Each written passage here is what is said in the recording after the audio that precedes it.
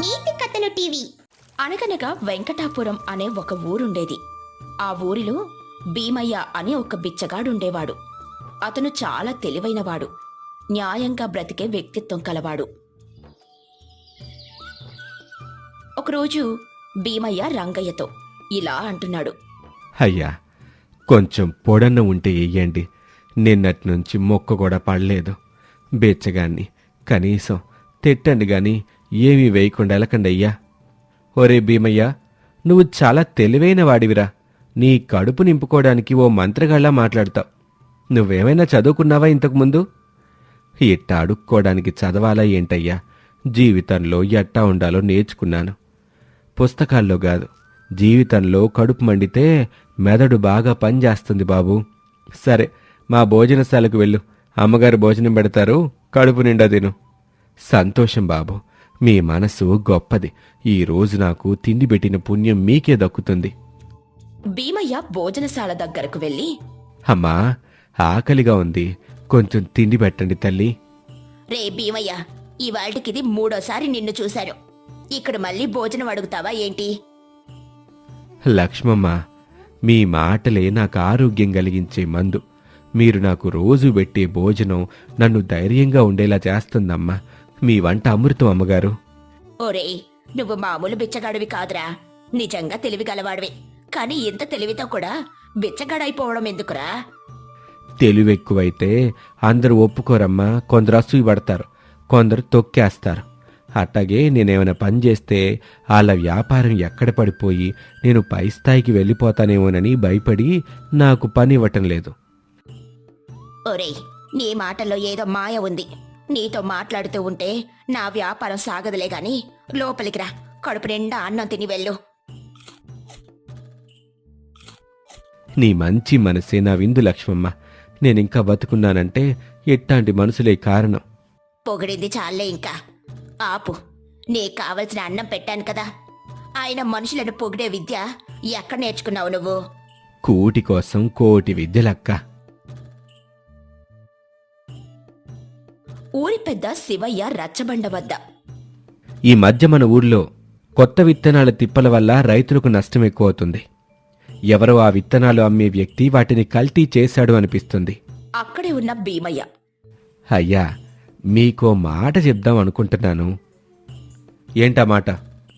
ఊర్లో కొత్తగా వచ్చిన హనుమయ్య ఇంటి పక్కన డబ్బా పెట్టాడు. ఆ డబ్బాలో కొత్త రకం విత్తనాలున్నాయి. అతను కొత్తగా మన ఊరొచ్చాడు. అతను కాసేపుండగానే ఆ విత్తనాల డబ్బాలు చెల్లిపోయాయి. అంటే అతను నకిలీ విత్తనాలు అమ్ముతున్నాడు. ఏదో మోసం జరుగుతుంది, మీరాపాలయ్యా. నీకెలా తెలుసురా భీమయ్య? బిచ్చగాన్ని అందరూ చూడరు, కాని బిచ్చగాడు అందర్నీ గమనిస్తాడయ్యా. కాబట్టి నాకిలా తెలిసింది. అయితే వెంటనే హనుమయ్య ఇంట్లో సోదా చేయించండి. హనుమయ్య నకిలీ విత్తనాల వ్యాపారం బయటపడింది. ఒరే భీమయ్య, నీ తెలివి లేకపోతే మేం ఊరు మొత్తం అందరం కలిసి ఎంత ఆలోచించినా ఈ నకిలీ విత్తనాల దొంగని పట్టుకునే వాళ్ళం కాదు. అవును శివయ్య, మన దగ్గర ఎన్ని ఆలోచనలున్నా ఈ నకిలీ విత్తనాలు అమ్మే వ్యక్తిని పట్టుకోలేం. ఈ హనుమయ్య ఇంత కుట్ర పన్నుతాడని ఎవ్వరం ఊహించలేదు. పాపం, పొట్టకూటి కోసం వచ్చాడు, ఏదైనా కూలి పని చేసుకుంటాడులే అని మన ఊళ్ళో స్థానం కల్పించాం. కాని ఈ బిచ్చగాడి వల్ల మనం ఆ మోసగాన్ని పట్టుకోగలిగాం. నేను చెయ్యాల్సిన సాయం ఈ ఊరికి చేశాను. ఎవ్వరూ ఎవరితోనూ మోసపోకుండా ఉండాలి, అది నాకు కావాలి. భీమయ్య, నువ్వు గొప్ప సహాయం చేశావు ఈ ఊరి కోసం. కాబట్టి ఊరు మొత్తం ఊళ్ళో నీకొక ఇల్లు కట్టి నీకిస్తాం, సరేనా? సంతోషం బాబు. లక్ష్మమ్మ ఒకరోజు, వంటగదిలో కొన్ని సామాన్లు పోయాయి. ఎవరిదంతా చేశారు? భీమయ్య, నిన్న రాత్రి ఎవరో భోజనశాల నుండి నూనె, ఇతర వస్తువులు దొంగతనం చేశారు. నువ్వేమైనా గమనించావా? నిన్న రాత్రి ఇక్కడే కదా పడుకున్నావు, నువ్వేమైనా గమనించావా? అమ్మా, నన్ను పిలిచి మంచి పని చేశావు. నిజం చెప్పాలంటే నేను నిన్న కళ్ళు మూసినప్పటి నుంచి ఓ అనుమానంతోనే నిద్రపోయాను. ఏమిటి అనుమానం? చెప్పు చెప్పు భీమయ్య. రాత్రిపూట 3 సార్లు అదే మొహం, అదే అడుగుల శబ్దం హోటల్ వెనకాల కనిపించింది. ఒకడు చిమ్మ చీకటి కాంతిలో కనిపించాడు. ఎవడయ్యా వాడు? మనూరు శేషయ్య గుర్తున్నాడా? కొత్తగా తెరిచిన కిరాణా దుకాణం నడుపుతున్నాడు. ఆడే ఆ రాత్రి 3 సార్లు వచ్చాడు. మొదట నూనె డబ్బాలు తీసుకెళ్లాడు, తర్వాత కొన్ని కూరగాయలు మోసుకెళ్లాడు. అవునా? నువ్విదంతా చూసావా? మొదట్నుంచి గమనిస్తున్నానమ్మా. వాడు రోజు మధ్యాహ్నం భోజనశాల వెనకాలే దీర్ఘంగా ఆలోచిస్తూ కూర్చుంటాడు. రాత్రివేళ షాప్ మూసిన తర్వాత ఇంకెక్కడా కనపడ్డు. మీరు గమనించారా? ఆడి కాళ్ళ జాడలు కూడా బియ్యం బస్తా దగ్గర నుండి ఆ నూనె డబ్బాల వరకు వెళ్ళాయి. అవి తడిగా ఉన్నాయి. అంటే వాడు తడిసిన చెప్పులతో నడిచాడనమాట. నిజం చెప్పావు భీమయ్య. వాడి తల్లి కూడా ఇటీవల నన్ను అడిగింది. మా అబ్బాయి ఏదో డబ్బులు సంపాదిస్తున్నాడు, కానీ ఏ పని చేస్తాడో అర్థం కావట్లేదు అని. దానికి నేను, నీ కొడుకు కిరాణా దుకాణం పెట్టాడు కదా, నీకెందుకు ఈ సందేహం వచ్చింది అని తిరిగి అడిగాను. దానికి ఆవి సమాధానం, చాలా డబ్బులు సంపాదిస్తున్నాడు, అది కేవలం కిరాణా దుకాణం వల్లే రాదు, అది మీకు కూడా తెలుసు, ఏదో తప్పుడు పని చేస్తున్నాడని నాకు భయంగా ఉంది అని నాకు చెప్పిందిరా. వాళ్ళ తల్లి గురించి ఆలోచించాను కాబట్టి నిన్న రాత్రి చూసిన వెంటనే అని పట్టుకోవచ్చు. కానీ తన తప్పు తాను తెలుసుకుంటాళ్లే. ఎలా అయినా తప్పు తెలుసుకుని సరైన మార్గంలో నడిపించే తోటి మనుషుల్లాగా ఉంటాళ్లే, అది మన కర్తవ్యం గదా అని ఆగానమ్మా. నువ్వు చెప్పింది నిజమే కాని మాటలతో సమస్య తీరేది కాదు కదా. అయితే ఇప్పుడేమంటావు? అమ్మా, మనం పోలీసులకు ఫిర్యాదు చేద్దామా, లేక శేషయ్య దగ్గరే మాట్లాడదామా? నాకు నా నూనె డబ్బా కావాలి. పోలీసులు వస్తే తలనొప్పి పెరుగుతుంది. నీపై నాకెంతో నమ్మకముంది. నువ్వే వాడిని మారిపోయేలా చెయ్యి. శేషయ్య, నూనె వాసన ఎంత బావుంటుందో గదా. ఏం భీమయ్య, ఏంటమాట? మర్యాదగా అడుగుతున్నాను. నీకు 2 దారులు. ఒకటి పోలీస్ స్టేషను, ఇంకోటి లక్ష్మమ్మ దగ్గర దొంగతనం చేసినవి లక్ష్మమ్మకి ఇవ్వటం. ఈ రెండిట్లో ఏదెంచుకుంటావు? శేషయ్య తల వంచుకుంటూ, నాన్నకి మందుల కోసం డబ్బు కావాలి. ఉద్యోగం మీద జీతం ఇవ్వటం లేదంట. ఆకలితో ఇల్లు అలమటిస్తుంది. వాళ్ళ ఆకలి చూడలేక ఇలా దొంగతనం చేయాల్సి వచ్చింది. పైగా ఈ విషయం మా అమ్మకు తెలిస్తే అనారోగ్యం పాలవుతుంది. కొత్తగా కిరాణం దుకాణం పెట్టాను కదా, లాభాలు సరిగ్గా రాక ఇలా చేయాల్సి వచ్చింది. నువ్వు నిజం చెప్తున్నావని నమ్ముతున్నాను, కానీ మళ్ళీ ఇలా చేయకు. ఇప్పుడు భోజనశాలకు వెళ్ళి లక్ష్మమ్మకు క్షమాపణ చెప్పు. చూడు శేషయ్య, సంపాదించాలంటే దారులెన్నో ఉంటాయి. దానికి దారి దొంగతనం ఒకటే కాదు. నిజాయితీగా బతికితే జీవితం బావుంటుంది. అమ్మా లక్ష్మమ్మ, నన్ను క్షమించు. నీ దుకాణంలో దొంగతనం చేసినందుకు ఈ ఒక్కసారికి నన్ను క్షమించి వదిలేయమ్మా. నువ్వు మారావు, అదే చాలు. భీమయ్య, నువ్వు దొంగని పట్టావు, కానీ పోలీసుల అవసరం లేకుండా వాడిని మారుస్తున్నావు. నీ ఒక్కడివే కాదు, నీ తెలివే గొప్పది. అమ్మా, దొంగను గట్టిగా కొడితే భయంతో మారతాడు, కాని తప్పు నొప్పుకొని మారాలంటే ప్రేమతో చెప్పాలి. నిజమే భీమయ్య, నీలా ఆలోచించేవారు చాలా తక్కువ. ఒరే భీమయ్య, అసలు ప్రతి సమస్యలో ఇది ఎలా జరుగుతుంది? నువ్వు మేమంతా మించిన తెలివిగలవాడివి కదా. అసలు నీ గతమేంటి? ఎవడివి నువ్వు? అయ్యా, నేనెవరో గుర్తుంచుకోవటం కన్నా నా పని గుర్తించటం ముఖ్యం. అయితే చెప్పాలిగా అసలేంటనేది. ఒకప్పుడు ఈ పక్కూర్లో మున్సిపల్ స్కూల్లో పంతులయ్యాను. నా పాఠాలు పిల్లలకి బాగా నచ్చేవి. నేను చెప్పిన కథలు బళ్ళో పిల్లలకి బాగా నచ్చేవి. కానీ అప్పుడు కొందరు అధికారం కోసం నన్ను పక్కన పెట్టారు. తప్పుడు ఆరోపణలతో ఉద్యోగం పోయింది. సొంతాళ్ళు వదిలేశారు. బంధువుల ప్రేమ ఇంతేనా అని విరక్తి చెంది ఇట్టా బిచ్చగాడి వేషం ఎత్తాను. అయ్యో భీమయ్య, మేము అనుకున్నదేం కాదు నీ కథ. నువ్వు చాలా గొప్పవాడివి. మేము నీకోసం ఏమన్నా చేయగలమా? ఇదే నాకు సరిపోతుంది. నేను మళ్ళీ బళ్ళో పిల్లలకి నైతికత చెప్పాలనుకుంటున్నాను. మీరు మళ్ళీ నన్ను బడికి తీసుకెళ్తే నేను ఈ ఊరిని చదువుతో మార్చేస్తాను. నీ మాటే చివరి మాట. భీమయ్య, ఈ రోజు నుండి మన గ్రామ పాఠశాలలో నువ్వే ఉపాధ్యాయుడివి. భీమయ్య, నిన్ను చూసి గొప్పగా అనిపిస్తుంది. నువ్వు తెలివైన వాడివే కాదు, నిజమైన మానవుడివి. తెలివంటే చదువు కాదమ్మా, అది శ్రమ, ఓర్పు, మంచితనం కలిపిన పాఠం. నన్ను నమ్మిన ప్రతి ఒక్కరికి ఈ విజయం అంకితం. ఈ కథలోని నీతేంటంటే, చెడ్డ పనిని శిక్షించొచ్చు కాని మార్పు కోసం ప్రేమతో చెప్పడం గొప్పది. ఎవరి తప్పును ఎత్తి చూపించడమే కాదు, వారికి మారే మార్గాన్ని చూపించడం నిజమైన తెలివి. భీమయ్య వంటి వాళ్ళు సమాజంలో మార్పు తీసుకొనొస్తారు. శిక్షలతో కాదు, సానుభూతితో. ఒక ఊరిలో రామయ్య అనే ఒక వ్యక్తుండేవాడు. అతను వ్యవసాయం చేసుకుంటూ జీవితాన్ని గడుపుతూ ఉండేవాడు. రామయ్య భార్య పేరు కమల. వారికొక కొడుకుండేవాడు. అతని పేరు గోవిందు. రామయ్యకి కొంత భూముండేది. ఆ భూమిలో వ్యవసాయం చేస్తూ కూరగాయలను పండించేవాడు. అలా పండించిన కూరగాయలను బజారులో అమ్మి డబ్బులు సంపాదించుకుంటూ ఉండేవాడు. ఏమిటి కమలా, ఏదో ఆలోచిస్తున్నావు? ఏం జరిగింది? ఒకసారి మనముంటున్న ఈ ఇంటిని చూడండి. రేపో మాపో కూలిపోయేలా ఉంది. నాకెందుకో ఈ ఇంట్లో ఉండాలంటే భయంగా ఉందండి. మనం నివసిస్తూ ఉన్న ఈ పాతబడ్డ ఇంటికి తలుపులు కూడా సరిగ్గా లేవు. ఏ రాత్రి ఏ దొంగొస్తాడోనన్న భయంతో నేను నా పట్టు చీరలను మరియు నగలను తీసుకుని వెళ్లి మా పుట్టింట్లో దాచిపెట్టుకున్నాను. అంతేకాదు, ఏ సందులో నుండి ఏ పామొస్తుందో తెలియక భయపడుతూ బ్రతుకుతున్నానండి. అరే, అలా ఏమీ కాదులే. మనం కేవలం మంచి జరుగుతుందని అనుకుందాం. అప్పుడంతా మంచి జరుగుద్ది. చాలండి. ఇలాంటి మాటలు మాట్లాడమంటే ఎన్నైనా మాట్లాడతారు. పోయిన వర్షాకాలంలో మన ఇంటి పైకప్పు ఎగిరిపోవడంతో ఎన్ని కష్టాలు పడ్డామో మనకే తెలుసు. కాస్త కొత్త ఇంటిని నిర్మించే ఆలోచనని చెయ్యండి. నేను కూడా కొత్త ఇంటి నిర్మించాలనుకుంటున్నాను. కానీ అందుకోసం చాలా డబ్బులు కావాల్సి ఉంటుంది. మనకు 2 ఎకరాల భూమి ఉంది. ఆ భూమిలోనే కూరగాయలు పండిస్తూ జీవిస్తున్నాం. 1 ఎకరం భూమిని అమ్మి వచ్చిన డబ్బుతో మంచి ఇంటిని నిర్మించుకుందాం. మిగిలిన భూమిలో వ్యవసాయం చేసుకుంటూ జీవించొచ్చు. లేదు లేదు, నేనెట్టి పరిస్థితుల్లోనూ ఈ భూమిని అమ్మను. ఈ భూమి వారసత్వంగా వచ్చిన భూమి. మా తాత ముత్తాతలు కూడా అదే భూమిలో వ్యవసాయం చేసి ధాన్యాన్ని పండించేవారు. ఆ భూమి మా కుటుంబానికి ఎంతో కలిసొచ్చింది. ఎన్నోసార్లు ఆ భూమి మా పూర్వీకుల్ని, కుటుంబ సభ్యుల్ని ఆదుకుందని మా బామ్మ నాకు చెప్తా ఉండేది. భూమి ఆదుకోవడం ఏమిటండి? చాలా విడ్డూరంగా ఉంది. మీరేం చేస్తారో నాకు తెలీదు. మరో 6 నెలల్లోగా ఇంటి నిర్మాణాన్ని మొదలు పెట్టాలి. అసలే వచ్చేది వేసవికాలం. వేసవికాలంలో సరైన సౌకర్యాలు లేని ఇంట్లో ఉండడం కంటే నరకంలో ఉండడం ఎంతో మేలు. అలా కమల రామయ్యతో చెబుతుంది. మరోవైపు గోవిందు అప్పుడే బడి నుండి వస్తాడు. నాన్న, ఇవాళ్టితో నా పరీక్షలు ముగిశాయి. ఇక మరో 2 నెలల పాటు నేను బడికెళ్లాల్సిన పని లేదు. ఇవాల్టి నుండి నేను మీతో కలిసి పొలానికి వస్తాను. మీతో కలిసి పొలం పనులు కూడా చేస్తాను.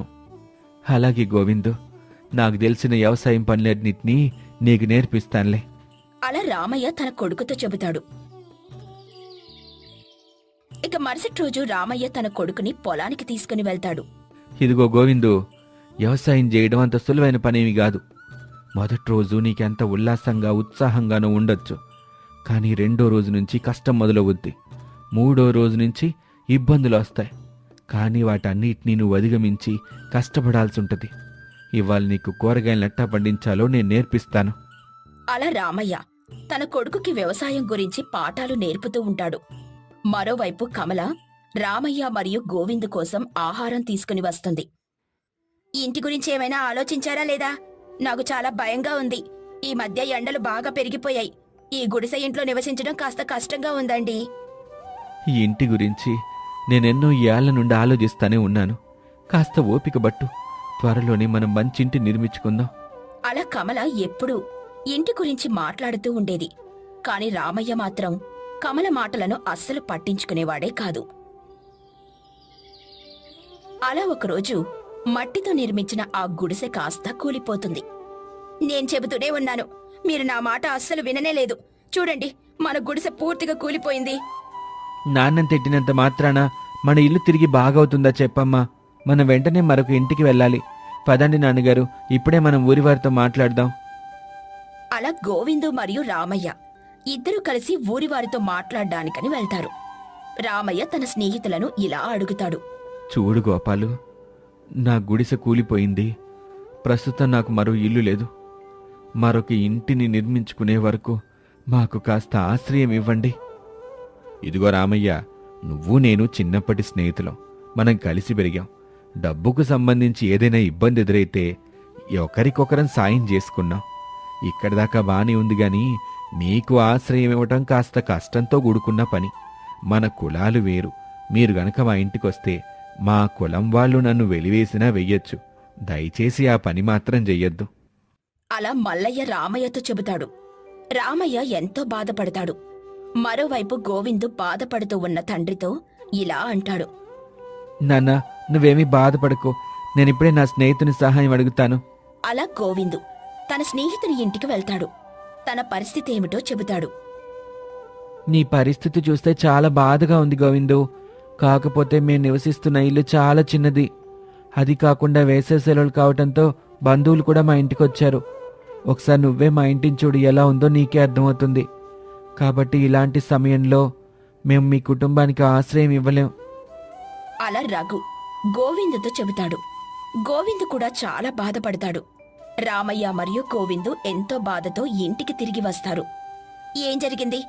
ఎవరైనా మనకు ఆశ్రయాన్నివ్వడానికని ఒప్పుకున్నారా? చెప్పండి. లేదు, మనకి ఆశ్రయం ఇవ్వడానికి ఎవరు ఒప్పుకోలేదు. ఒక్కొక్కరు ఒక్కొక్క కారణం చెప్తున్నారు. సరే, నా వైపు నుండి నేను కూడా ప్రయత్నిస్తాను. అలా కమల తన స్నేహితురాలైన విజయమ్మ ఇంటికి వెళ్తుంది. ఏమిటే కమల, ఇది నిజమేనా? మీ ఇల్లు కూలిపోయిందంట. మిమ్మల్ని చూస్తుంటే నాకు చాలా జాలి కలుగుతుంది. అవును విజయమ్మ గారు, నాకొక సహాయాన్ని చెయ్యండి. మీ ఇంటి వెనుకున్న ఖాళీ స్థలంలో ఒక చిన్న గుడిసె ఉంది కదా, ఆ గుడిసె కూడా ఎలాగో ఖాళీగానే ఉందికా. ఒక 10 రోజులు మాకు ఆ గుడిసెలోని జీవించే అవకాశాన్నివ్వండి. ఈలోగా మేము కష్టపడి మరొక ఇంటిని నిర్మించుకుంటాం. మాకు దయచేసి ఈ సహాయాన్ని చేయండి అమ్మగారు. అయ్యో కమల, నేను ఆ గుడిసెని నా పెంపుడు కుక్కల కోసం కట్టించాను. మొన్ననే ఒక ప్రవచనంలో విన్నానులే, కుక్కలు మరియు మనుషులు ఒకే ఇంట్లో ఉండకూడదట. అందుకే నేను నా పెంపుడు కుక్కల కోసం ఆ ఇంటిని నిర్మించాను. ఇది కేవలం వారి కోసం మాత్రమే. దయచేసి తప్పుగా అనుకోవద్దే, నేను నీకు ఆశ్రయాన్ని ఇవ్వలేను. అలా విజయమ్మ కమలతో చెబుతుంది. కమల ఎంతో బాధపడుతూ కూలిపోయిన తన ఇంటి వద్దకు వెళ్తుంది. మనం ఎన్నో ప్రయత్నాలు చేశాం, కాని మనకు ఎవరు సహాయం చేయడం లేదు.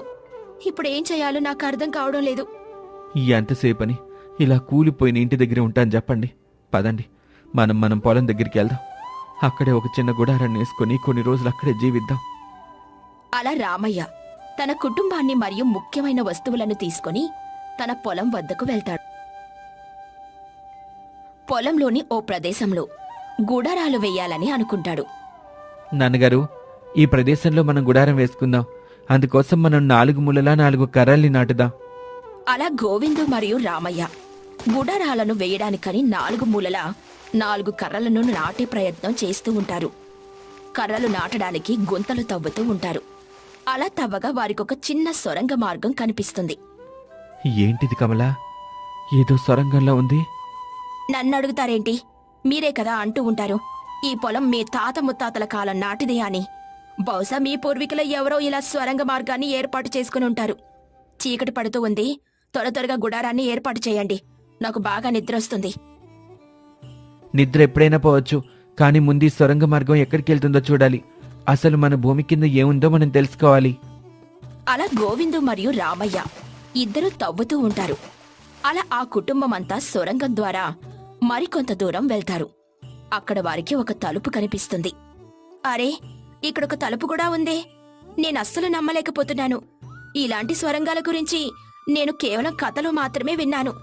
ఇందులో ఏముందో ఏమో.